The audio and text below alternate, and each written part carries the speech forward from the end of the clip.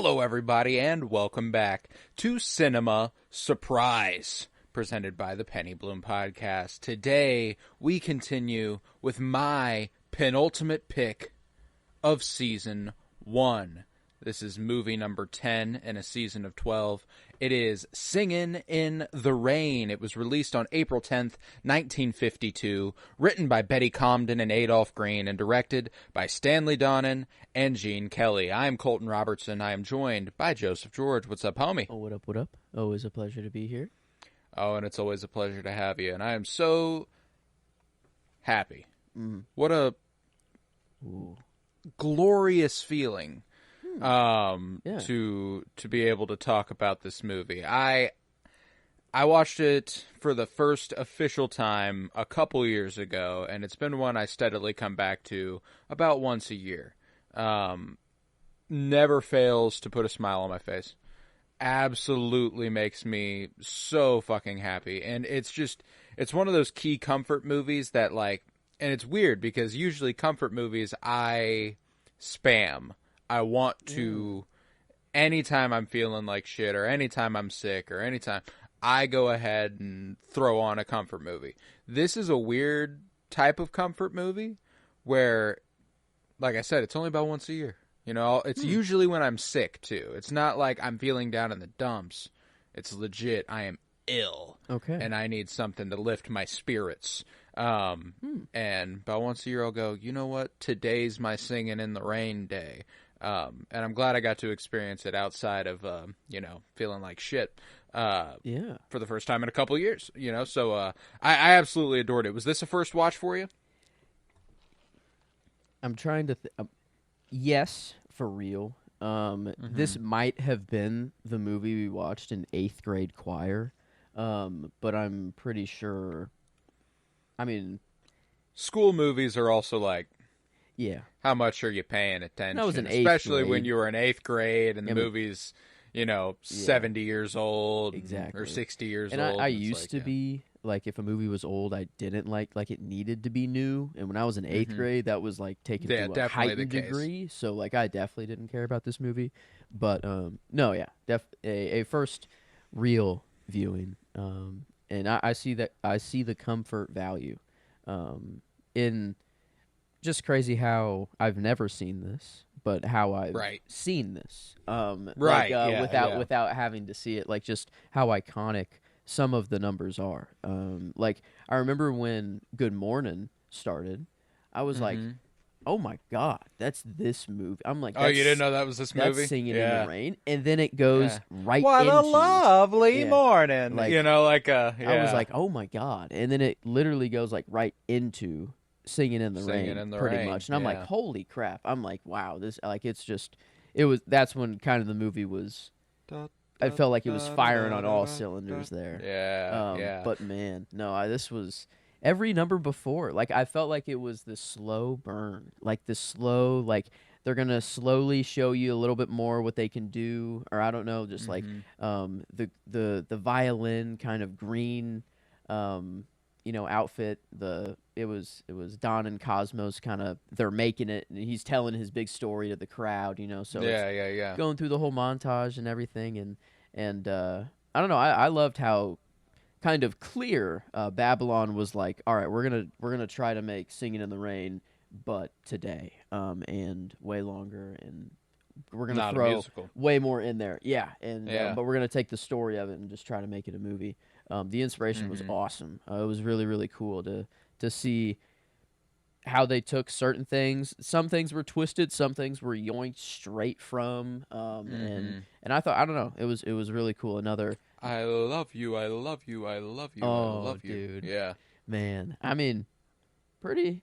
I guess whenever you're talking about the topic of transitioning from silent film to talkies, it's gonna. I mean, this is the conversation. It is the actors that didn't talk before that now have to and stuff. And I love that even his I love you isn't like he just asked the director, like, hey, can I just go back to my normal, like, default shit, please? And then he's like, sure, I don't even give a fuck. And as long as you say it into the fucking mic. I guess another scene that was pretty directly ripped there, which was pretty good. But no one died.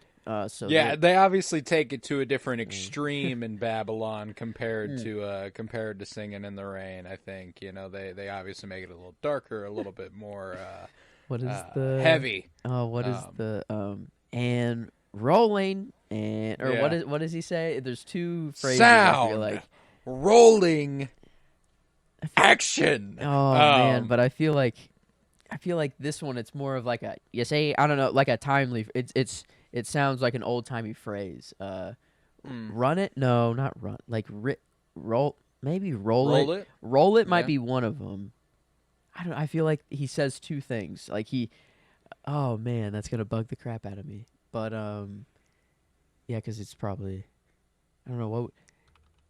He's just the director of. Yeah, the director. He's an annoying piece of shit throughout the movie too. One of the most over the top actors in this entire movie, which is very funny. The gentleman who plays the director. He's also the guy, I believe, who directs the sequence where Don becomes a stuntman at the beginning. Yeah, that was sick. And he's like, geez, we're never going to get this. They're never going to send over somebody in time. No. Like that whole thing. I appreciate that there is when it came to the flashback sequence, tonally, the movie is kind of formatted the way the Dueling Cavalier ends up being formatted, which is kind of funny. They show the rise and they do the whole little explanation at the beginning of how they got there, and I want to sing, etc. They do that, and then they show when was the transition from talkies to, or like when, what, like year, what, like is it around 1927? Oh, okay. It was about 25 years earlier. I was gonna say, Are they trying to say that this is how this movie was made? No, sort of thing, and this is a very. They were accurate to the time. This movie was set in 1927. Okay. It revolves around the jazz singer coming out and being like, it's never going to take off. That's a terrible idea. What the fuck are we talking about? Talking pictures. This is a terrible... Cosmo being like, and that's what they said about the horseless carriage. I love Cosmo. Cosmo's an easy character pick today. Dude, come on. Yeah, he's the guy. He's the dude. He doesn't have any real story to him. There's no grand arc that he really goes on. He's just there. And he's just there. And he's there to provide whatever. If it's a laugh, if it's a dance, if it's to become a third, the screenwriter, to become the just the title. They need a new title. He's just a homie. I don't know. Cosmo's really sick. So yeah, I feel like Don and Cosmo saw Kathy from across the bar and were like, hey, how you doing? You want to come on over this way? I got a little bit of a challengers thing going on here between Don and Cosmo. Oh, dude, went to school together, and they're they're crazy. The inspiration runs wild, actually. To pull, I feel like I said that there was an original Challengers thruple earlier, or I don't know. I forgot who it was. Yeah, it was in a different thing. But is this more original than whatever we were talking about? Yes, probably. Yes, definitely older. Definitely older. Probably wasn't in Joan of Arc. I'm assuming that's the only thing. No. I can't remember what we were talking about, but yeah, it's. Here we go. And obviously it's not as explicit here. You can't... it's 1952. Mm-hmm. They're making a family picture. The little kiss she gives him, a little peck, and when he falls over the couch, could have been a little smooch on the cheek. No. And right before that, too, right before Don and Kathy kiss, Don and Cosmo shake hands, and if the mic is one of their faces and I'm Don, if this is Cosmo and I'm Don, they're like this. That is true. And I was like, oh.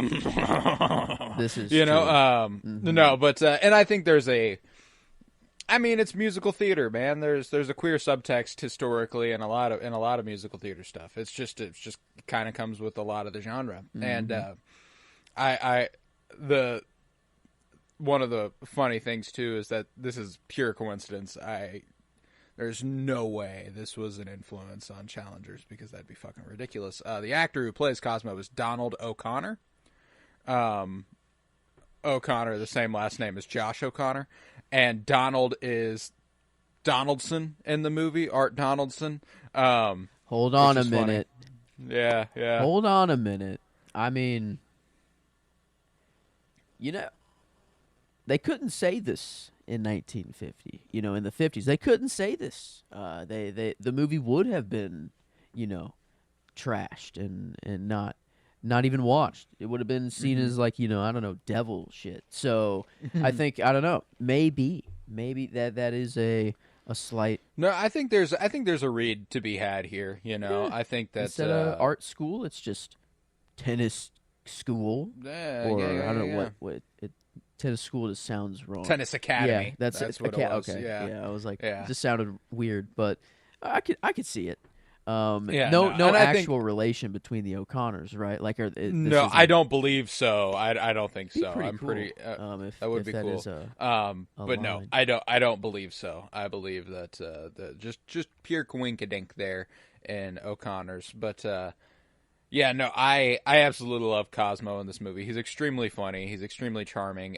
Extremely talented. His make 'em laugh sequence is kind of a lost art now. It's one of those things that.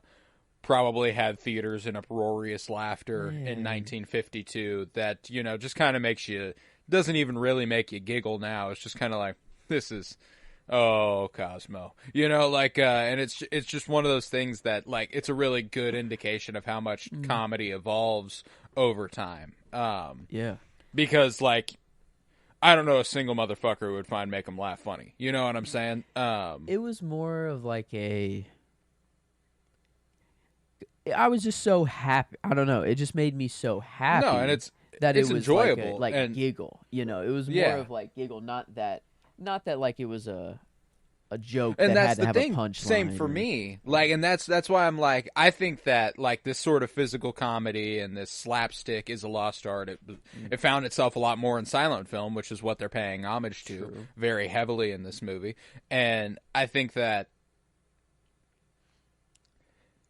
What makes me happy about it, what makes me end up giggling, is the idea that it is lost, that it is something that has slipped through the cracks and is no longer. So, like, there's a different context that makes it funny now versus what made it funny then, and I think that's a really interesting idea about the way just joking evolves, or how even while making the movie that the early screening that was laughed at, and they literally had the trench coat, Don sported that. Like, I don't know, the Babylon inspo was pretty awesome. But whenever they are all laughing there, while they're making that movie, they're thinking like, well, we're doing our normal thing. We're making our movie. This isn't a comedy, but they get in there and just adding the sound. Oh, yeah. You shouldn't have come. Yeah. Oh, dude. I mean that was pretty good. That's still fun. I mean, that's funny. Oh no, there's a lot of stuff in this movie that's straight up funny. Make 'em Laugh was just the example in my head of a comedy that is kind of a lost form. Yeah. And obviously slapstick has never gone away. Like, slapstick and physical comedy is the first comedy everybody learns, which is why I think everybody's kind of immune to slapstick and physical comedy. Because when you're a kid, when you're a baby, what makes you laugh is is stuff being physical. It's people going making funny faces and true.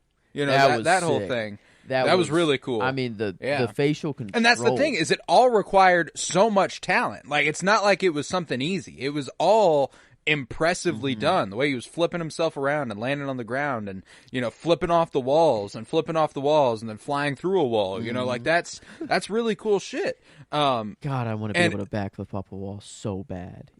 That's right. That's been on my bucket list for so long, and he just does it twice, and then I'm like, I feel like he's about to it's triple a dunk. lot of it's about commitment. That's true. You could probably do it, but you can if you have the ability to sprint, you can probably backflip off a wall. Yeah, he got pretty high up there, and I think these walls I don't think they're straight up. They are angled a little bit, so the that illusion you know, it's helping. He can do it a little bit, but the still. first step is an angle, I think, and then the second one straight up, so he can vault off. Boom. Yeah, but still, even wall. so, But... that's still cool shit. And yeah, I'm too afraid to. I'm afraid to break my fucking neck. But it's probably possible. You just got to commit. Probably possible. You just gotta fucking commit. go. It is kind of like a backflip on a trampoline. Like front flips are harder, but a backflip is more natural. It is easier, but it's scarier. So you don't want a backflip. It's like, I don't know. It is scarier. But yeah, Cosmo was. I mean, yeah, I couldn't really go with anyone other than Cosmo for my character too. The dude was. I mean, I loved his style.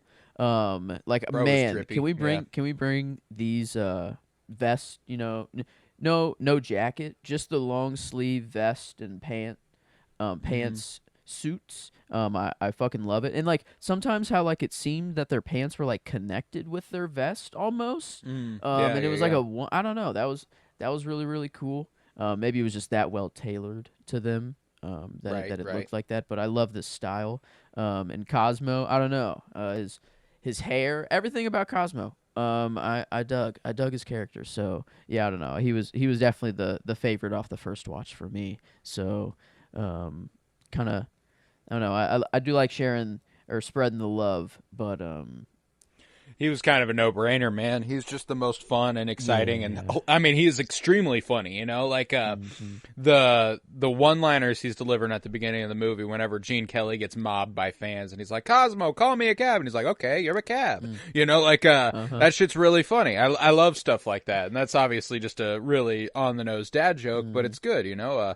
He's like, where does she get off talking to me like that? Well, you know, she's irresistible. She told me herself, you know, like shit like that. I absolutely love. I love how quippy and witty he is. You know, Cosmo, remind me to give you a raise. RF, sir, give me a raise. You know, like I loved that. He's always so jokingly and always so whatever everything else. But then the concept of money came up, and he was like, you know what? Actually, no, I do. I need some recognition here. He was like, I love how like at the beginning too, he gets out of the car and the crowd is like, oh, and he's like, oh damn, you know, oh damn, whatever, and he just goes stands next to the microphone, and he almost gets to talk, and he doesn't even get to talk to and then dignity, but always dignity, yeah, and I mean, a pretty like, I thought that the relation like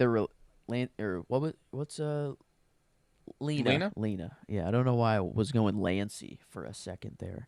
Lancey was the other one that came up, and yeah, but Lena and Dawn. I thought their relationship was actually legit at the beginning for how I don't know, just how he was talking it up, and then it got to the movie set, and then her just sitting in the chair, and then like not giving him a single thought, and then being like, oh hey, you're gonna be an actor. Lena, you busy tonight? Yeah, then, actually, no. Well, I am. Like that whole thing. Man, I love just the voice. Like Don, just every line that he, I don't know. It's kind of it's a shitty line for him to say, of being like, "There's never been anything between us. There's nothing but air." I don't know, but it's just so like it's he doesn't go that classic with it. I don't know, but it's just he has this air.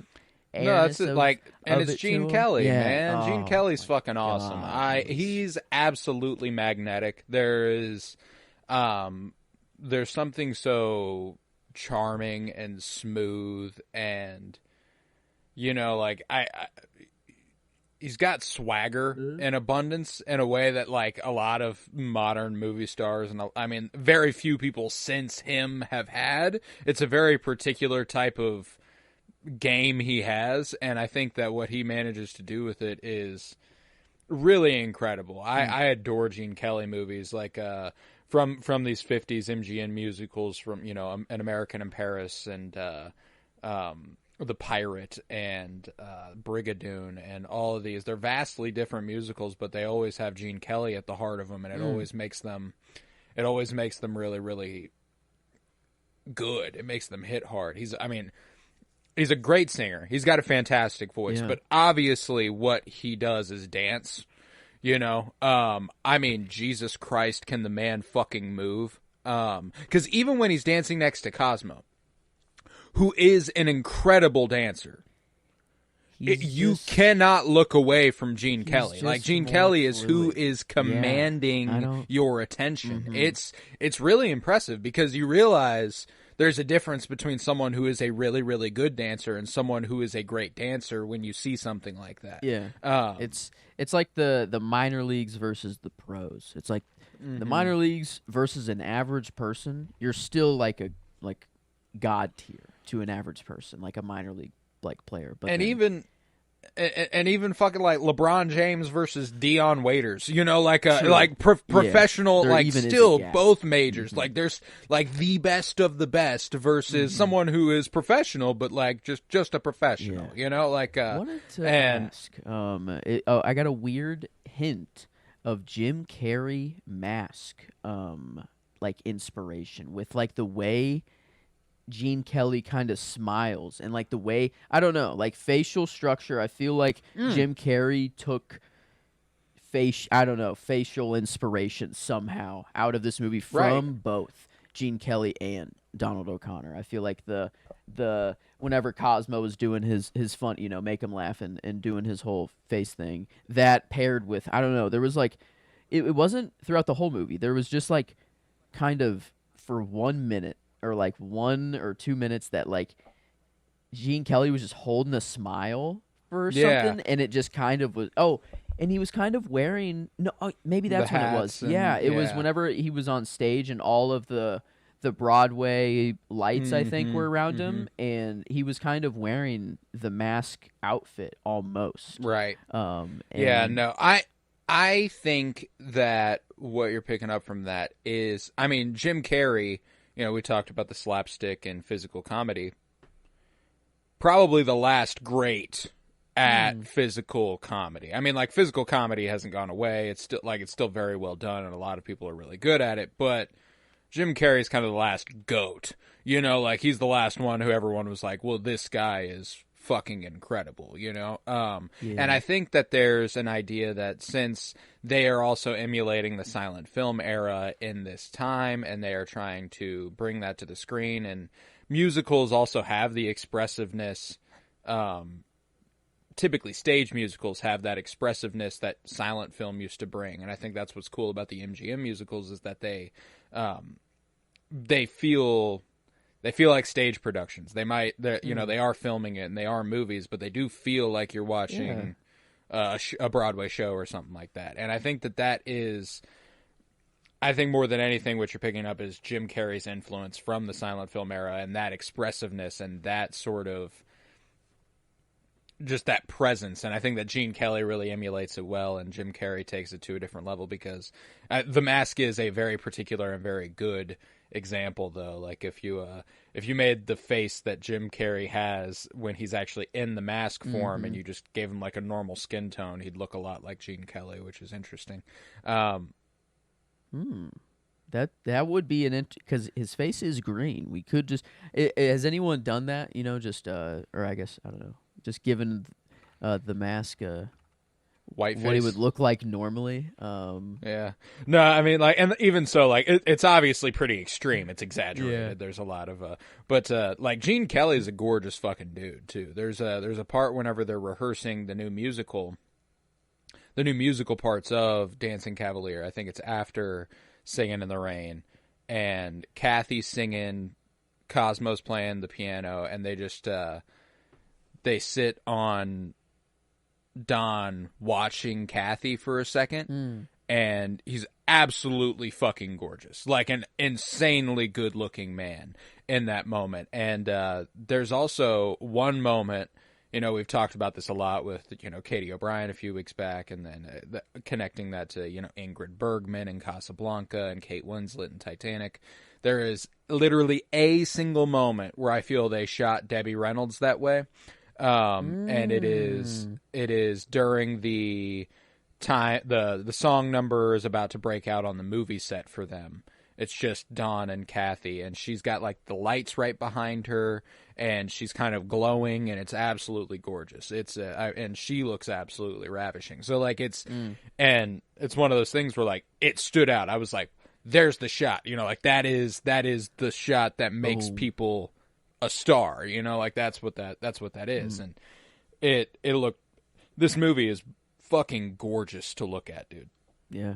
The double tear roll down as well from her was very, very nice. And I mean, just it kind I wouldn't say like Casablanca in the way that it, I mean, almost every shot I was like holy fuck. Yeah. I was almost floored. But this is it's still very, very pleasing to the eye.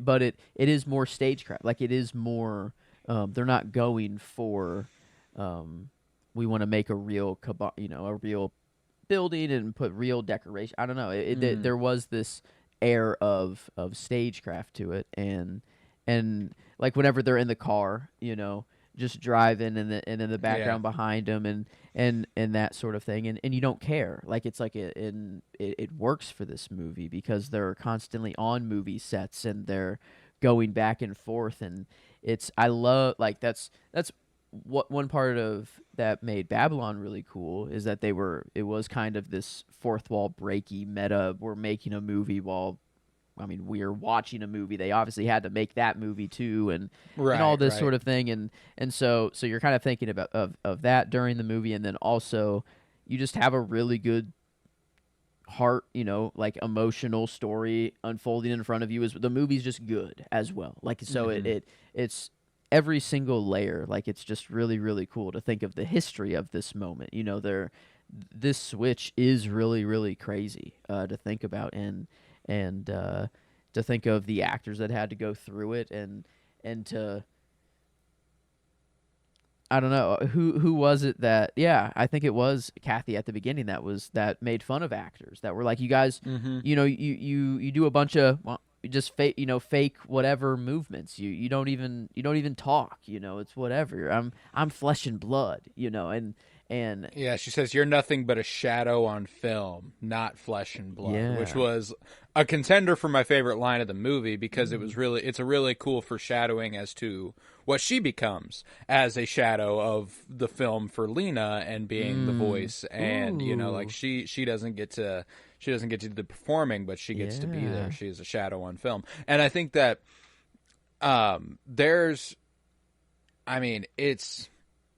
it's a gorgeous fucking movie, man. And I think that portraying this switch is obviously a very fruitful period. And I would like to watch more actors who made this switch, like actually, in real life. I think that would be a cool thing to see. I love the way they portrayed the making of silent film as well, you know, when him and Lena are doing their silent film scene and it's all blocking and it's all face and it's all like they are saying whatever they want to each other, but they're doing the whole, you snake, you reptile, they're actually not saying, and they have a great chemistry all the while too, you know, like, and Lena even comments on it. She's like, how could you possibly not feel something real when we do that, you know? And oh man, he's like, I'm a great actor, honey, get the fuck over it, you know? I mean,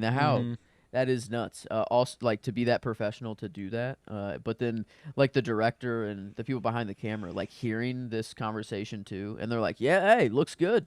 No, like, keep it going. It's looking really great. You look like you love each other, but they are, no, they're at each other's throats. Yeah, I don't know. It is really. I wonder, like, because in Star Wars, like in suit Darth Vader, apparently says a lot of funny things, or not the line that Darth Vader actually says, and because it's just voiced over.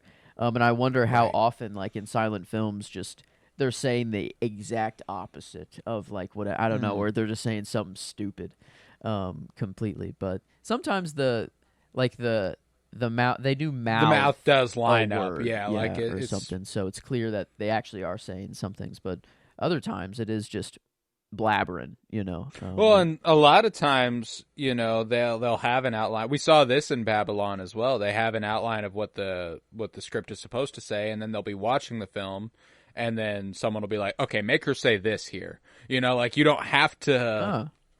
You don't have to have it written, essentially. You can just kind of block them and make them move around and tell them what the scene is and be like, okay, go for it. And then afterwards, they're like, here's what she's saying at the time. You know, like... wow. That's kind of crazy. Like that you can kind of write the dialogue after the movie's been made. And like you just have to write the story, the bare bones of like what has to happen. There's probably a really great advantage to that. That's what I was kind of getting at. Is like I bet that's why movies were just kind of, well, I don't know. I don't think every movie back then was just goated and great, but I mean there's a lot of steps along the way that just it has to be good. Like whenever they're filming, it only has to look good. That's all that matters, you know. And they have to, but everything has to be thought of before because it has to be caught on film, on camera. Everything has to be right there. And man, yeah, I always kind of get there. In Babylon, I always return to this conversation as well. I was like, man, I wish we could go back to this era, you know, of making movies where everything had to be thought of on this minute detail, and we couldn't just be like, all right, well, we'll fix it in post, you know, if it is bad. And cause I don't know, it shit in, you know, it shit out. Like you can only whatever you have, the bare bones of what you got. It can only be that good. I don't the post can't really make it much better. I think it can increase the value of it. That's for sure. But I don't know. I love watching these old movies. Like it's been so nice, and after watching this one, it got me to even think of like, man, do I want to switch my movie up last minute and go with like an older one? Oh, really? I didn't, but I almost did. It actually almost got me to do it. But yeah, I don't know. Joan of Arc and then Singing in the Rain. We got some oldies in there. We got Casablanca earlier on. You know, we got some good oldies. So that was my I don't know, but it almost got me to. Like I love this era. It's awesome. I can finally appreciate it as well, and that's a big factor of it. Is that I'm finally the movie watcher that can watch these movies and not just be like, yeah, well, I can recognize that it's critically made well. I'm actually enjoying the movie too, which is pretty huge. So, you know, this been a nice. I didn't think I'd be checking off this many on the Babylon checklist so fast. I mean, it is only 3 movies so far, but I expected this to be a very long, drawn-out thing. But this is off to a hot start. Yeah. I only have Tron, the OG Tron, Singing in the Rain, and Passion of Joan of Arc. Do you intend on rewatching the ones you have watched? Because you could cross off Jurassic Park and Avatar and The Matrix. And there are a lot that I have. I probably won't add them in the list until I've rewatched them. Yeah, I gotcha. That's cool. That's cool. That it's a big feels project right. for you. Yeah, I like that. It feels kind of right. But yeah, it's number 2. It's only below Tron. It's gonna be hard to beat Tron, the OG Tron for me. But I did put it above Babylon and Passion of Joan of Arc for me. I was having a good time with. Where did it fall in your personal ranking? I know that you like to rank these things. So where did it fall here in the Cinema Surprise so far? It is. Let's see. I put it still above. Yeah, right above. Babylon, but right below Casablanca for me. So, well, Casablanca's 5 for me, so that is kind of low for Casablanca, but it's at 6 right now, Singing in the Rain. I do have Arrival, Cure, Tron at 1, 2. Well, I think you have Cure actually up there pretty high, but I do have Arrival and Tron pretty high up. La Chimera, Casablanca are above Singing in the Rain, but it's... I think I'd put it at 3. Behind Casablanca and Cure, but so you have Casablanca, then Cure, and then that makes that makes. I mean, and that I feel kind of wrong for this list as well because like it feels so wrong to have any movie above Casablanca, but then I know like this is just my favorites. Like this is my pure favorites list on Letterboxd, and not necessarily like critical value, because if we're going critical value, it's clear, clear as day that my list isn't in order. But yeah, this it was crazy iconic. The inspiration of like just in a lot of movies, whether it's not direct or not, it's at least it's I mean, it's in the air. It's deeply influential on a lot of movies. Some directly, some not directly. I mean, like it is just that iconic that it bleeds through. I mean, I rewatched La La Land a couple weeks ago, and I'm like, the Singin' in the Rain take reminds me a lot of What a Waste of a Lovely Night. The way that's shot. There's something very similar going on there in the camera movements, the way that the camera lifts and goes wide and shows them rounding the corner and stuff. It reminded me of them doing their little dance there. And I mean, one of the more obvious ones that is stated as an influence is the "I'm Just Ken" number. Really? Is directly influenced by the last montage where they're in the pink and blue. He's in all black, and they're doing the dance with each other. Like that is like Greta Gerwig was like, that is what that is. That until oh my god, wow, yeah, that didn't even hit me. That's awesome though, and the title kind of didn't even hit me of like the concept of singing in the rain, and seeing that on a movie. For one, like to hear audio while it's raining, like you can't have a microphone anywhere and you're hearing the audio. And like, I wonder like how long it took movies to be like, oh, we can like voiceover, lip sync, like I wonder how long, like if that was an instant, like, yeah, we can just do that. And that they were doing it from the jump, or if it was kind of like, man, we're having all these problems of we have to hide these microphones everywhere, and like all these technical problems are getting in the way. And then, I don't know, that I love, that was one of my favorite scenes is when that idea hit them. Like whenever it's 1 a.m. or whatever, or I guess they're talking through the whole night is the idea, that we talked the whole night through. Good morning, good morning to you. Yeah, and I don't know that conversation there of them just realizing like, oh yeah, like oh my god, why don't we just do this? Let's make it a musical, and then they're like, oh, and then we you can't make it a musical. Yeah. Lena, she can't act, she can't sing, she can't dance. A triple threat. Oh damn, poor Lena. I mean, yeah, I. Gotta feel sorry for her. I don't know. Who are you going for with your performance here? I mean, it's either Gene Kelly or Debbie Reynolds for me. I mean, it's one of the two that I liked, and it's probably just Gene Kelly for the amount. I mean, the dancing, the singing, the actual acting too.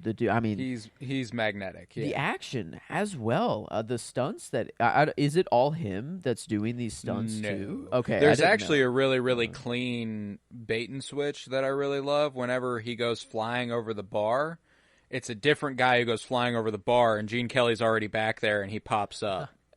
Wow. Okay, so that's not even him flying over the bar either. Yeah, okay. Yeah. And then like whenever he's running on top of the little tram or whatever, and then jumps into Kathy's car, like I don't know. It just randomly there was like, ooh, spur to action here. For whatever. Yeah. No, and he's an incredible physical performer. The dude is absolutely wonderful, and if I'm being true to my heart of hearts, he is the movie. I mean, without Gene Kelly, he also directed the movie, so there's really not as much movie here. Yeah, this damn dude is. But what I did want to shine some light on is Gene Hagen as Lena Lamont. I've watched her in other things. Oh. She is performing here. She doesn't actually sound like that. She does not sound like that. And I think she is utterly fucking brilliant as Lena Lamont. She is so fucking good. I think that she's the underrated part of this movie because she is the least likable character. Like you just kind of go, she's annoying as shit. Like her voice is like nails on a fucking chalkboard. No, she does not sound like that. Huh. And she is really, really, really good. I love whenever she tries to turn the tables at the end of the movie and she walks into RF's offices and like, actually, legally, I don't think it's in subparagraph 34, page 5. That whole thing. I love the air she's possessing there, and then I love the resolution of this movie. The ending of this movie makes me so happy, and they're like, speech. And she's like, you know what? Everybody's always spoke for me. And they're like, they have, haven't they? Go ahead, go. And yeah, it's just I absolutely sound like love that in the movie. Like, Yeah. what's going on here? Yeah, and that I guess I didn't think about that. Duh. That she is an actor. And she's putting on a voice here. And this she's is really good at it, yeah, man. Like she possesses that air. Though Can't. I can't stand them. Cunt. Yeah. And she gets one cunt in there. I feel like Yeah. at the end, which was pretty good. Her vocal coach. Can't stand them. Can't stand them. Oh man. Okay. I didn't. You know what? I now that I'm out of the movie and I don't actually hate her, or Yeah, I don't. no, yeah. Yeah, there's not actually like hatred towards her. Or anything. It's just yeah. No, during but the like movie, the it's character is deeply unlikable. Yeah. That is part of the point of the character, and it is one of those things that you can lose sight of. But I will go with Gene Kelly because Gene Kelly rocks, and I absolutely adore the way that he. I mean, it's his dancing for me. His dancing absolutely. It's sweeping. It just makes you feel like you're in another world. It's so fantastical. I absolutely adore the legs, man. I dude. mean, like, he can just move his legs in ways that, I don't know. It is just fluid. The dude is fluid. He understands his body. I don't know. Like, it's a weird thing to say, but he does. And he does. And yeah. No, so like that was the other. Like in terms of pure acting performance, I might go Gene Hagen as Lena Lamont, but there's just a lot else that singing, Gene Kelly has to do. dancing. Yeah, he has to do the singing, the dancing. I mean, he is the heart of the movie, and I think that ends up prevailing. But I was really, really impressed with Gene Hagen because I watched her in a couple other things. I love her in Adam's Rib. That's a fantastic movie from the 40s, kind of a battle of the sexes sort of idea there. That's and way ahead of its time, if you ask me. Ooh. And who was I don't know who that was. It was just a random dance number. Green dress. dude, Super green dress. Maybe a little tick tick boom inspiration. Didn't think of that one until just now, but that was just whoa. Like I love that they were just like, well, let's show you, we're in my head at least 1950 anything just pre-19 and if I hear the word 19 in front of anything, I just think like prude, sex. They don't really. It's not an open thing, It's very whatever. But this was, I don't know. This was like, hey, let's show you we can be sexy at the time, Well, and there's an interesting thing that happens. I can't remember when. It's called the Hays Code. The Hays Code was implemented, and that's when we switched to our rating system. Oh. Prior to that, it was either approved or not approved. And when the Hays Code came around, it kind of there was never sex scenes strictly, but there was some sexy stuff in old movies, and it's pretty interesting to see that like. Babylon kind of talks about that part of the movie too, like whenever they switch from the silent films to the talkies. And, I think it's with, I can't remember her name, but the singer who's like, the chick who dates Margot Robbie for a while in the movie. I can't remember the character's name, but, they're like, they don't want this anymore. They want morals. They want integrity. Like there is a switch that like there's a constant progression and regression in society in terms of accepting sex and being prude and all this stuff. And I think that that role is played by Sid Charisse in this movie. I absolutely love her too. She's in a couple fantastic musicals. Another Gene Kelly one, Brigadoon, she's really good in. And The Bandwagon, one of my favorites ever. Both of those, I believe, are directed by Vincent Minnelli, who is a wonderful musical director. But, Sid Charisse, she is a dancer, bro. She can go. That was, and the kind of, I don't know if it was meant to be like this or it was just cool, just showing off all the different fashion. Since it like just going one by one and just being like here's some fashion at the time, or the pajama, and it's like a full blown costume. That's pajama. That's what you wear to bed or to get comfy there. I mean, sure. But no, that was really cool to see. Just Culminates kind of in like a gorgeous shot too. The that's overhead true. aerial Ooh, shot, dude. that could be the That shot. was Now that I it's yeah, I mean good. there's It's so good. many to choose from here. I I don't know why. The one that just kind of stood out to me was at the end of Singing of the Rain, whenever he hands the umbrella off to the one old Mm. guy, and he's just, I mean, dude is living Feeling life. it. He is feeling it. And so it Yeah. was more of just kind of for the moment, not the shot. Well, and it's also we itself, like but you've been there, you know, like the way that like I love the way that Gene ah, Kelly can physically express something that you've felt, you know, like, and that's one of the things that lends him to being my favorite performer of the movie. And obviously he puts it into words with Singing in the Rain itself, which is a great song that he performs just fucking perfectly. That's one of the most iconic scenes in all of movies, whenever he jumps up on that lamppost and he twirls around it and everything, come you know. come on, man. And I don't know, and that's the in a movie theater, that would be it's crazy to hear a sound come out of the screen, but then to have rain and then hear this, I don't know, I feel like that would be kind of like it's the On the perfect tap dancing, dude. The tap dancing all movie is fucking incredible. And then to put him, he can't tap dance in water. What's tapping is splashes. Oh. It's like he's splashing water, which is making the sound that he would as a tap dancer. Those have to be added in after as well, I guess, too, right? Or is that like, or are we here? How were the?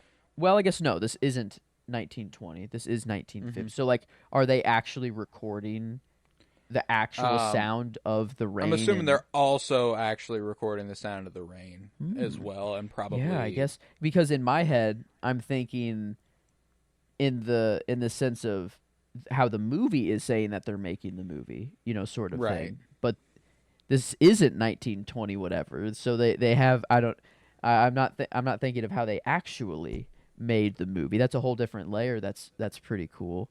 That I haven't even thought of. But man, yeah, it's kind of, it is like this. I hate to keep bringing Babylon up, but it's so cool when a movie can go beyond the movie itself, and like you can gain so much more from. I don't know. It's a historical kind of piece. It's a thing that. It's a recurring cycle of you thinking about it, like them making a movie inside of a movie, and you're watching the movie I don't know. It is this. You can't quite pin it, but while you're watching it, it adds an extra layer of coolness to it, and I love movies like that. And this one, because what's even cooler too is that in 1952, this was 25 years ago. The switch from I see. Yeah. Silent films to talkies. Kind of like a 25-year anniversary, Now we're watching a 70-year-old movie about a 100-year-old topic. Damn. And that, like, it adds a different layer to it. And like, I think that's one of the important things that this movie kind of lends itself to is Gene Kelly even refers to himself in the movie as a museum piece. There's still value in it, and there's still beauty in it, and there's still influence and all these things, but obviously it's not appreciated on the level it once was. I mean, on a general audience scope. I'm pretty sure this was, I guess I don't know what the reception was like. I'm assuming it was pretty well received in the 50s, but now it's seen as a classic, like a certified. Now it's seen as a classic, and it's one of those, like, now we've gotten to a point where people don't like musicals. That was the selling point for The Dancing Cavalier. We'll make it a musical, then people will come and see it. Now it's like, oh fuck, it's a musical, and that sucks, man. That really sucks. I absolutely adore musicals. So like, we need it's the one of those Roaring movies. 20s back. We need to just have this art renaissance, just let's feel good. We need a victory. We need this world shit to resolve itself so that we can be happy and party. And then we can people will just love these movies again, because I feel like we're just on the whole happier. Because I'm trying to justify, like, why not like a musical? Like, why not? I mean, I get it. You might not be in the mood for it, but to be like never, to be like no, I will never like a musical. It's just a concept of a movie that I hate. It's like really, I don't know, like why? Why at the end of the day, or like, and that's what. Well, I think most people just can't suspend belief enough for it. You know, like and that really sucks. It's a lack of imagination. You know, it's not a. But you go and watch Spider-Man: No Way Home and love the shit out of that, and there's two dudes being brought in from different movies, and that's good. I don't know. That's where my switch of like, wow, I'm not gonna watch Tron, but I'll watch Tron Legacy and all these superhero movies, and that's what kind of got me to be like, what the fuck was I doing? You know, I'm like, what the fuck am I doing?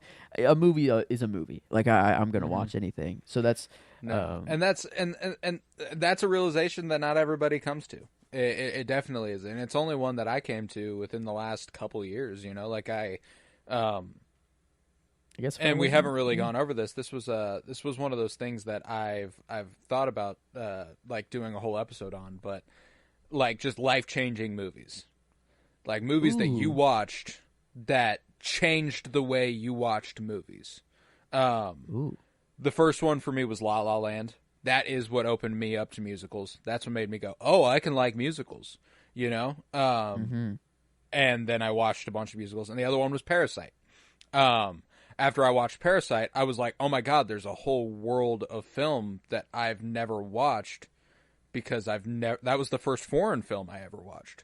You know what I'm saying? So like, there became like, those are the two most world opening movies I've ever watched because they're just like, you watch one really good movie and it can change the way you watch movies, you know, like, it was Parasite that made me go, oh my God, I need to watch good fucking movies, you know, like, yeah, I would almost put Babylon in the list, but not, it's almost for like just introducing me to the idea of this transition in film and getting me on the road. It was kind of the jump starter, not really the movie itself. It's still a great movie. I loved it to death. I don't want to. It was awesome, but that's an interesting.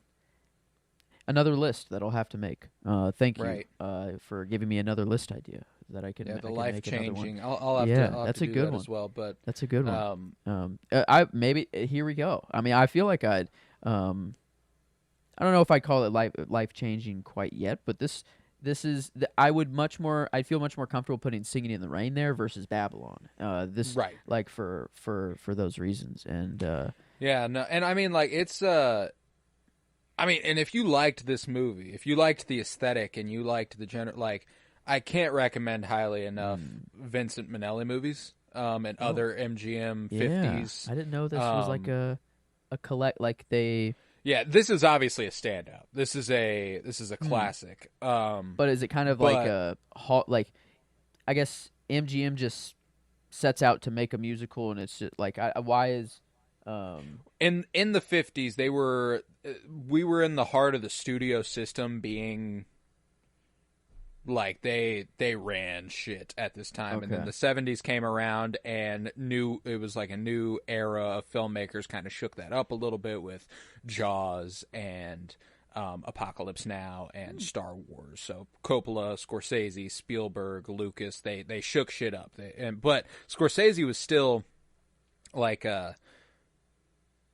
what he always wanted to do was make big budget studio movies, which is funny, you know, like it feels like what you want to do is but these are what inspired him in that way. That's why he made a movie called New York, New York, which is basically just a giant homage to this era. And it actually stars Liza Minnelli, who is the daughter of Vincent Minnelli, the director I've been mentioning. So like, there's and Robert De Niro, but there's just a grandiosity that MGM was willing to pour into their musicals at the time. This is where they put their budget. This is where because it was also at a time whenever, you know, Westerns were the most popular thing in the action market. That was the big deal. That was what it was. Westerns and musicals. That was basically the American box office. Those were the hits.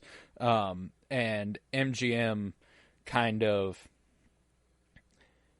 I mean, there are other good musicals from other good studios, but as far as like a track record of like, there's hit after hit here. MGM, just as a studio, was producing some pretty insane stuff, and it's because they had actors and directors like Vincent Minnelli and Gene Kelly under contract. Like, they had some of the most talented people alive in this realm, ready to go. Yeah, it's kind of a perfect blend of like the argument that Kathy and Don have of like, Broadway versus Hollywood, but making a musical, and it's bringing Broadway to Hollywood, and then having everybody see it, like and not just the richy rich who can have a ticket or whatever and see the play. I don't know, whatever. I guess Broadway, I don't know.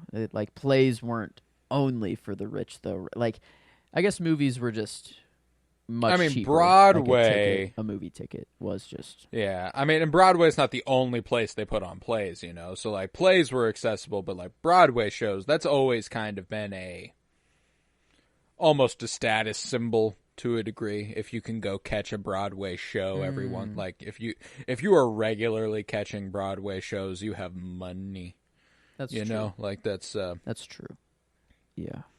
But, yeah, no, and that, like, it was a similar, again, the influence it has on Babylon with, that's an argument that Brad Pitt and one of his wives has in Babylon, the stage actor versus movie actor, and, you're wrong, movies are important, movies are art form, like that whole conversation, and I think that there's, I mean, just an untapped amount of influence here on so many different things. And I know we keep going back to Babylon, but that's just because we talked about it a couple weeks ago, and it's obviously ripping so much from this movie. It's not even funny. Yeah, it's very, very clear.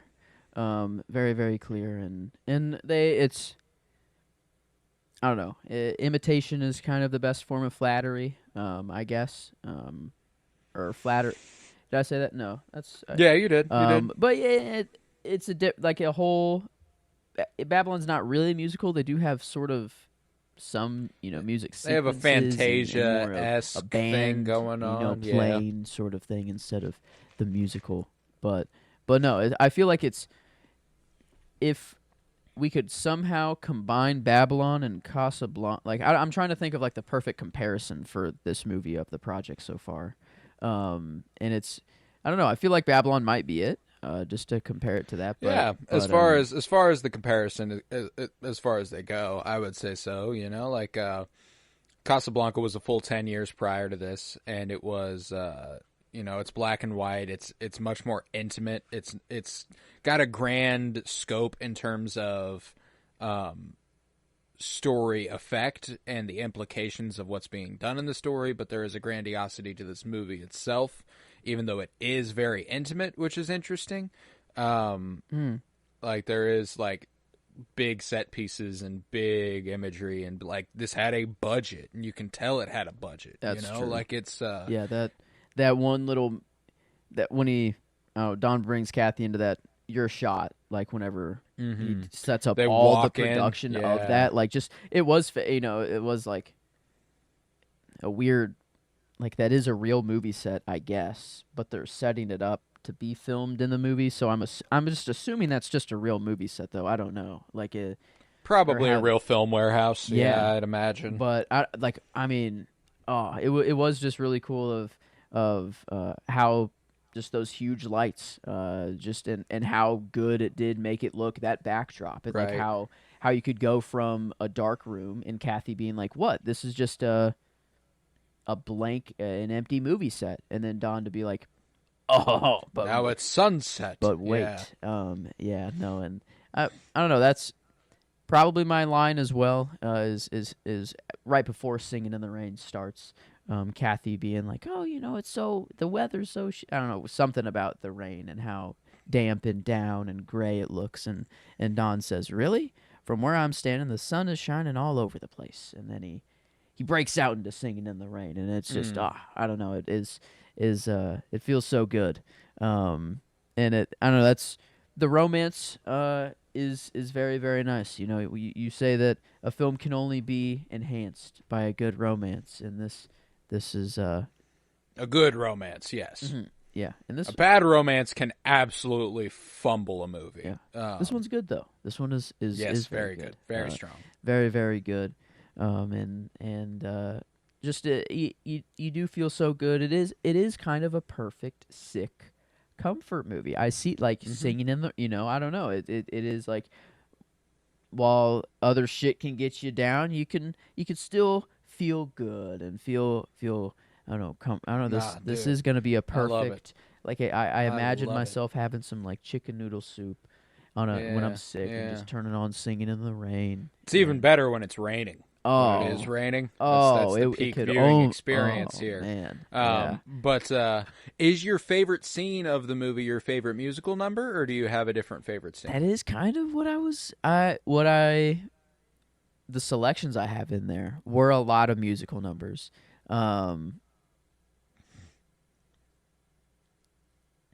I really liked Good Morning.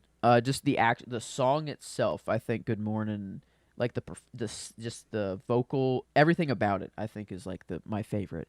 But man, Singing in the Rain was probably the best just overall. I'm feeling good. Like just what it makes me feel. Yeah, and there's a classicness to it that's just like. Like, so, I'm not going with Singing in the Rain. However, I kind of want to go with a scene though. Like not a, I don't know. But I feel like that's the strength of the movie is the musical numbers almost. Yeah, so no, I have no problem going with the musical doesn't... number. Like that is where the emotion is expressed in the movie. So that's why like I'm going with a musical number. I like Singing in the Rain, I think is the most well done scene in the movie. I think that is that's the defining scene, one of the most iconic scenes of all movies. But I'm going with Moses Supposes. Moses supposes his toes own roses, and those it's the vocal coach and sorry about that.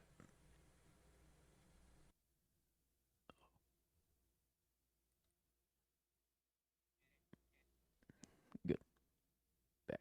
I'm back. Okay, I went with one. I wanted to go with one that was Donald O'Connor and Gene Kelly because their chemistry was absurd compared to pretty much anyone else's in the movie. Like I enjoy Debbie Reynolds and Gene Kelly together. I think they have a good chemistry. But the way that Donald O'Connor and Gene Kelly could connect on a song was really, really, really strong.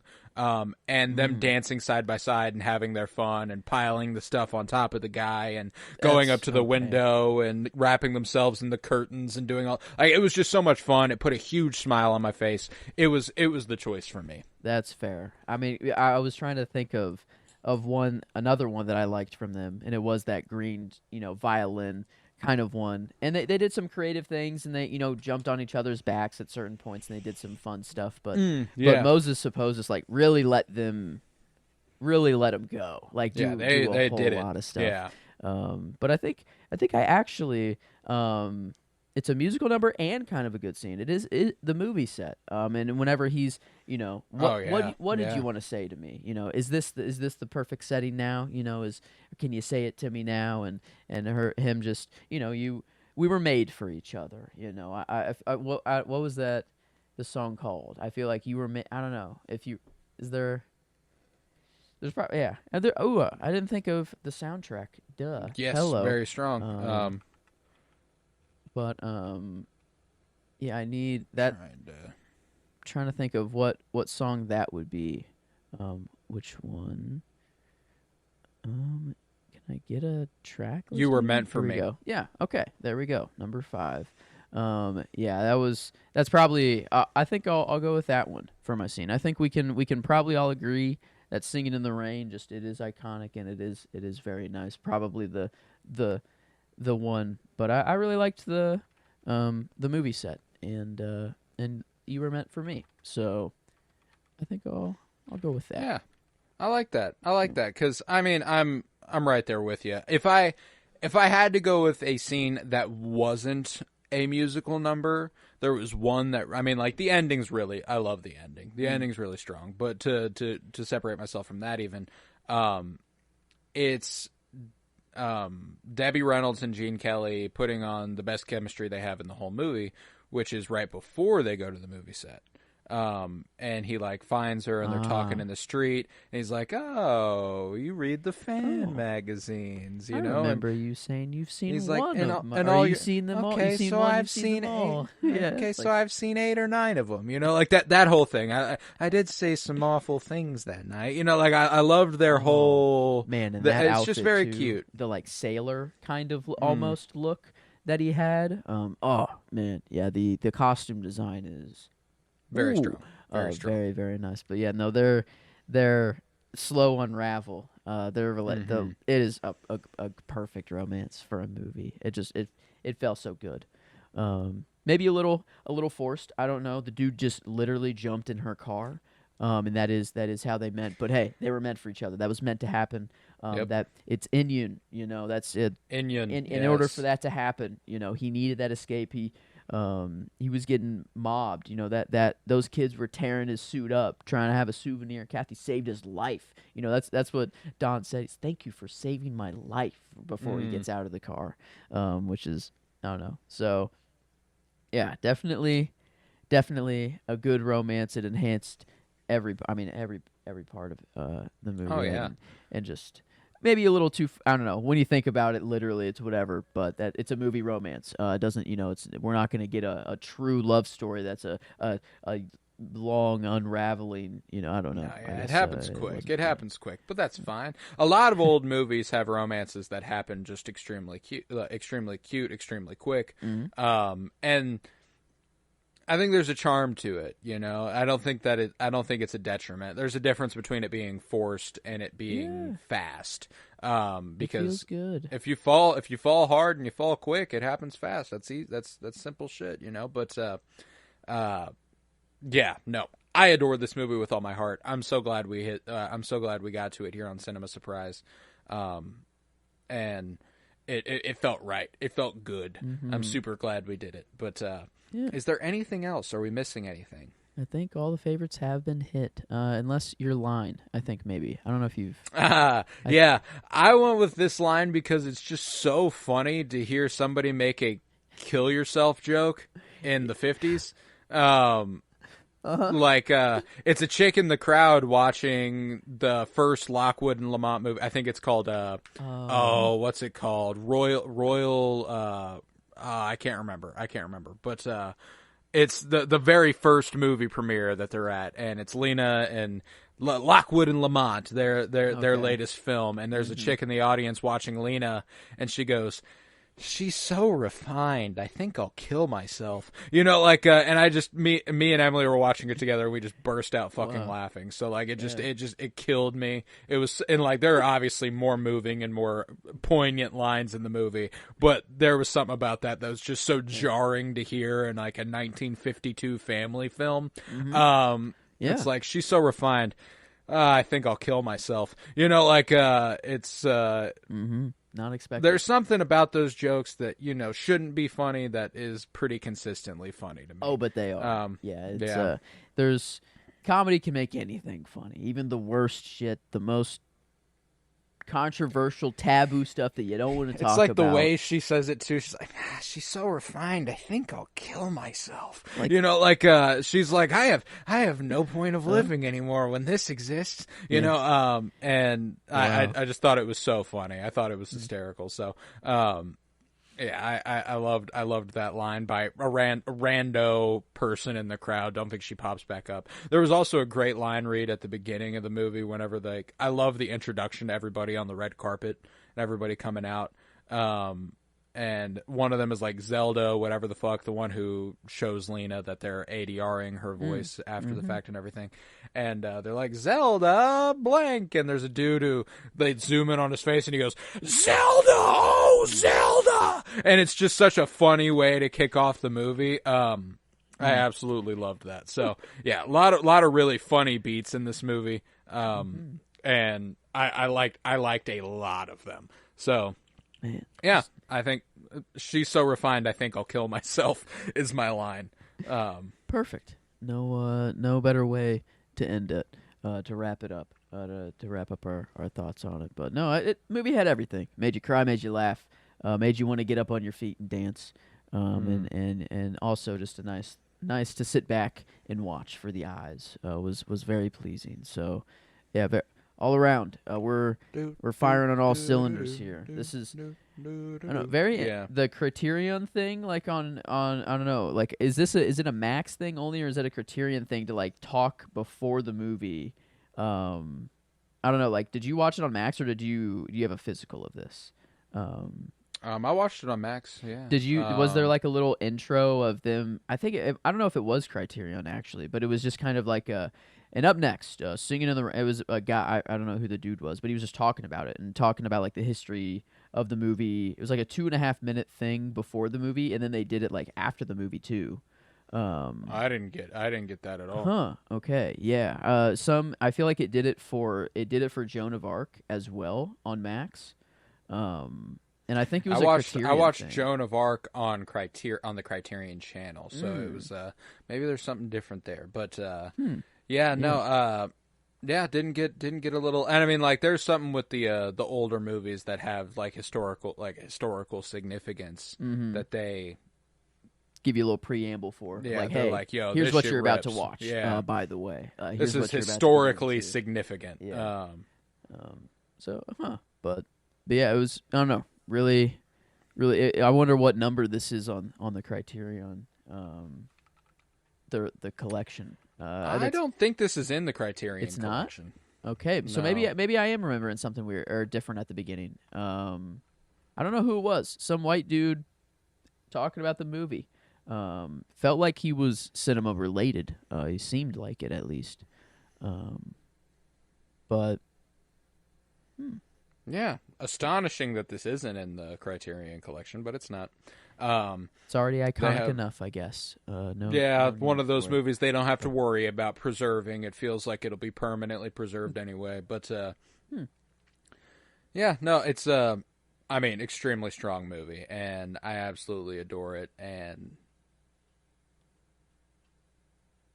I can't wait to watch it again eventually. Then with that, I will do the plugs, and after the plugs, we will rate this movie on a scale of 1 to 10, enjoyment and critical. Joe will announce next week's cinema surprise, and we will do album of the week. So, very excited for that. Stick around for the next few seconds, and you will hear, skip ahead if you don't want to hear the fucking plugs. I don't care, but stick around. We're going to do some stuff after.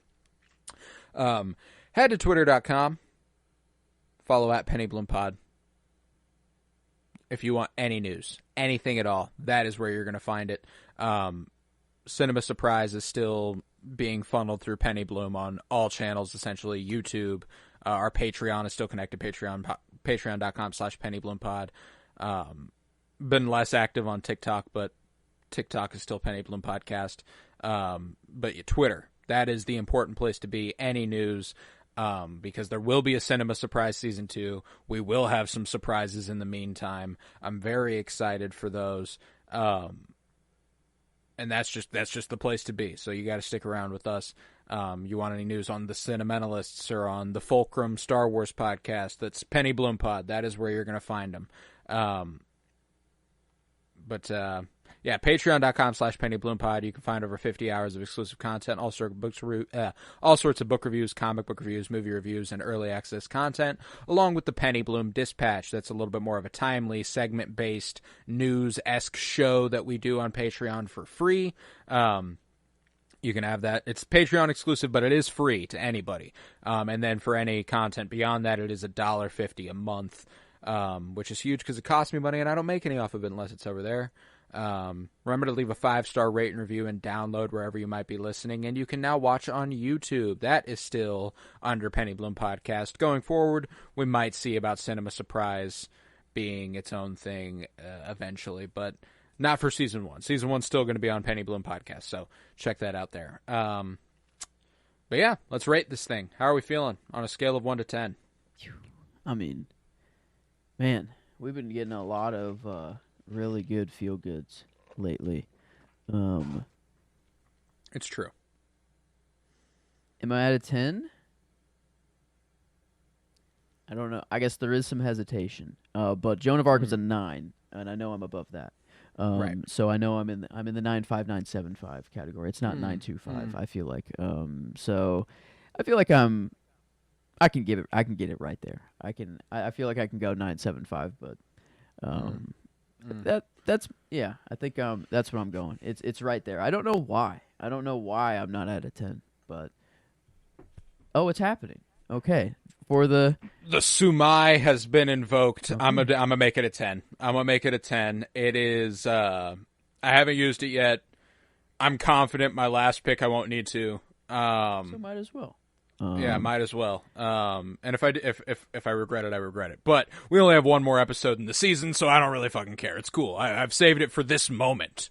I've saved it for now. This is why I needed it. So yeah, I'm a 10 on Singing in the Rain. It just makes me so fucking happy. It makes me smile ear to ear, and it doesn't move me to tears the way that a lot of other movies that I absolutely adore does.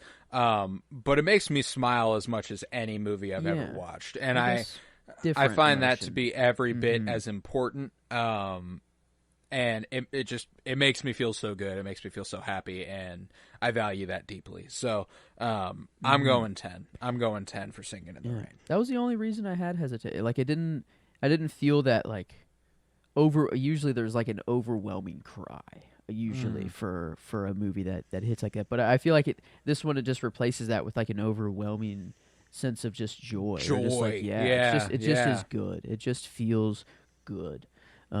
So what a glorious feeling. Good morning. Yeah, this is probably be a soundtrack I'll be listening to for a little bit. It'll be in the rotation for a little bit, that's for sure. Yeah. But, no, it's strong. Okay. Man. It's strong. Okay, so a 10 there. Nope, can't change that. That is in blood. Implemented. Yeah, it's in blood. I'll bold that to remember. Yeah. For those who are joining us for the first time, the Sumai is absolute say. We get one per season on Cinema Surprise. And Joe used his week 1, episode 1. I'm using mine week 10. I absolutely love this movie. You get to use it in one category. You get Sumai. You get absolute say in the rating. So I invoked Sumai. I gave it a 10. That's that. Yeah. But now I cannot pull Sumai on critical, and I don't think I'll need to. That's rarely the place where we do that. But how are you feeling critically on a scale of 1 to 10? Wow. I feel pretty I'm in between again. Joan of Arc and Casablanca. Joan of Arc was a 9. Casablanca a 9.75. So I know we're somewhere 9.25 or 9.5. I'm comfortable with that as well. I think the performances are super fun. I think we're closer to Casablanca as well. I mean, it is visually fucking gorgeous, dude. I mean, an unbelievable movie to look at. The dancing and the performances are also wonderful, and that's the thing, is that in a musical, you have more opportunity to be good, and you have more opportunity to be bad. And if you do a good musical, the movie's going to be fucking good. Is typically the case. Like it's and I know you can say that about anything, action movies, you have every opportunity to be good and you have every opportunity to be bad. If you do it good, it's going to be good. If you do like duh. But I mean, like musicals, I think there's a different level to that. Like it is the central point of a musical to be good at music. And if the music is bad, the movie is not good, And I think that, and even if the music is good and the numbers are bad, it can ruin the thing. So like, that's why I love this, is it's firing on all cylinders. Everything about the music, everything about the performers, everything about the stagecraft, it all works so well. So I'm comfortable with a 9.25 or a 9.5, and I'm cool with the 9.5 bump there. I think 9.5. I don't know. I'm feeling it. We got a couple of those now. Cure, La Chimera, and Singing in the Rain would all be 10, 9, 7, or 10, 9, 5 pairs. Love that. All right. And they're all 96.66. Another 666 one in there. This one feels wrong. The first 666 cannot feel like it at all. Right. But we'll go with the 96.7. We'll round this one off to make it Yeah, make it's it a feel 97% good. Yeah, 97 there, yeah. and I love that. I love yeah. that. I feel like that's it's a fanciful place for it to land, and I'm happy with that because it's a damn good movie, a classic. It's iconic, and I feel like it deserves the love we just gave it. So, 97% closes out this episode on Singin' in the Rain. With that, Joseph, what is your final cinema surprise for season 1? So, you kind of know it's a 20s movie, and I think have narrowed it down between 3. And I've had one before, and it was locked in for a while. But I don't know. I'm even right now. I feel like it's not solidified because I feel like we've talked a lot of the subject matter of one of the movies. I don't know. I've seen none of them, so I don't know. But I wanted to go with one of them, and it feels like it's kind of on the nose again, with just film and everything. Okay. I don't know. Yeah. So I don't know exactly which one that is. I don't know if we want to stay in that vein or want to go somewhere completely different, and get another one off the list. So that's why I'm kind of hesitating right now. I don't fully know. But I think there was one other one that was just kind of a safer pick. And it was the one that I kept coming back to. I wanted to do this one because the story seemed cooler, but the other one, the movie, seemed better. And I think maybe I'll justify it that way. Maybe I will go with that one. I don't know. And it's, I guess once I say it, it's out. That's there. But it's my last one, so maybe, I don't know. It doesn't matter. I could say the other movies. I don't have to hide the other ones. Okay. Fuck. It's really hard. The Banshees of Inisherin. I think I'll just say it. I'm just gonna settle one down in court. I don't know. I'll have to do it. It was between Banshees of Inisherin, the Fabelmans, and Northman were the 3 movies that I was between. And Fabelmans, I don't know. It seems that it was another movie, a lot about film, and we just did Babylon and this, and I don't know. It felt like, I don't know if we're piling on too much with that, so that's why I went away from Fabelmans. But I don't know. Maybe it could have been even cooler to keep Banshees of Inisherin, man. The Banshees of oh, I said it wrong. Inisherin. Okay, thank you. Inisherin. But yeah, I don't know. It's been one that at the top of my watch list for quite some time. And one to get more 2020 movies under my belt. This one, it feels right. I wanted to I don't know. I've heard a lot of good things about it. I always mess up his last name, but our new Joker and in Eternal, Barry Keoghan. Yeah, I don't know. I like him just particular. I don't know why. He's just kind of like not like I have a deep love for him yet, but everything that he's been in so far has just been really cool. You'll like him in this. And, he's very good. Colin Farrell. Mm-hmm. I love Colin Farrell. I love Carrie Condon. So. I love Brendan Gleeson. So yeah, no. You will not be disappointed with this pick. Okay. And yeah, that's a good one. That's a goodie. I'm excited to watch it. It was the last one out of it was crazy. I don't know. I was going back and forth quite a lot, but yeah, I don't know. Out of those 3, Fabelmans, Northman, or Banshees, I guess. Does this feel right? I don't know. Does it feel? Yes, that feels like great. That feels fantastic. Okay, that's good. I'm very happy with that because I absolutely adore the Banshees of Inisherin, and I think that I'll be sure to come with the heartwarming. Okay, that was also my fear. Is maybe to end on not the best note. It's a dark one. It's a dark one. Not the happiest film. That's okay. But we just got Singin' in the Rain. That's okay. Yeah, it'll get sandwiched. And it's really, really strong. And let's not act like this is the last episode of Cinema Surprise ever. It's the last episode. It's your last episode of season 1. It's the penultimate. It's a very strong, very good movie. I'm extremely excited. But yeah, then come on back to Cinema Surprise next week for The Banshees of Inisherin. I'm very excited for that. Now, let's do an album of the week. What do you got lined up for me today? Just kind of a new song came across my radar. I was mowing the lawn of all things. And song just comes on, new song. And I'm mowing the lawn and I just notice I'm crying all of a sudden. And I'm like, okay, that's a good song. That's the signs of a good song for me. And that song was Juliet by Cavetown.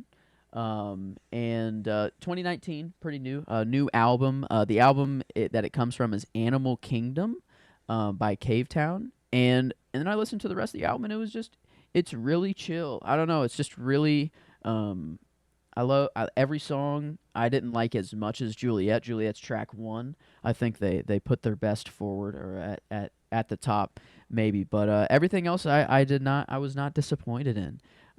But kind of I just wanted to highlight track 1. I don't know, it was just very good. Instantly added it to a me playlist. There's a playlist of songs, kind of like a life-changing movie list, kind of in the same sense, in the same vein of like songs that just were like, whoa, whenever I heard them. And Juliet was one of them, so wanted to give that the love. And the album is actually really chill and goes really well with it. So, but yeah. Oh, yeah. Cavetown, Animal Kingdom from me. So I love that.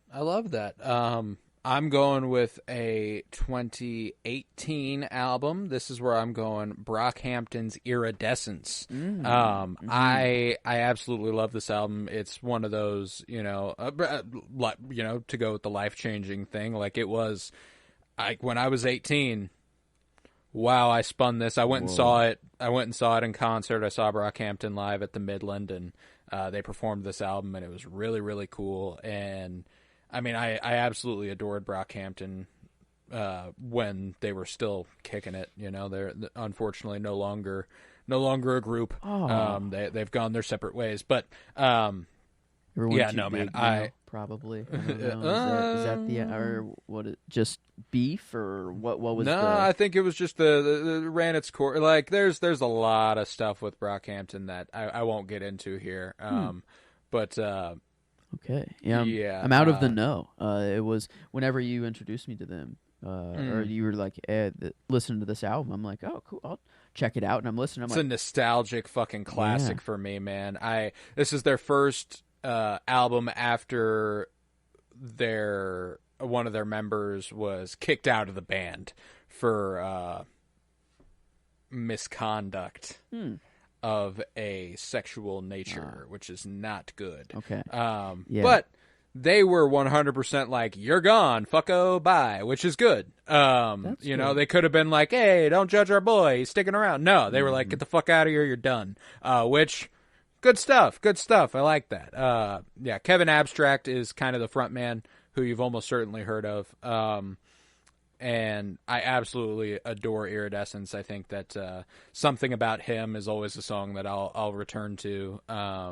San Marcos is devastating but beautiful, and Where the Cat, like there's just Where the Cash At, just so many sounds and so many different, like there's so many members in the band and they all get a chance to shine and they all get a chance to do their thing, and that results in a cornucopia of music, and it's wonderful. I absolutely love Iridescence. So cool. Animal Kingdom by Cavetown and Iridescence by Brockhampton. And with that, we will conclude this episode of Cinema Surprise. I was Colton Robertson. I was joined by Joseph George. Thank you very much, homie. Oh, thank you for having me. It's always a pleasure to be here. Oh, and it's always a pleasure to have you. And remember, peace, love, and bloom. And what a glorious feeling. I'm happy again.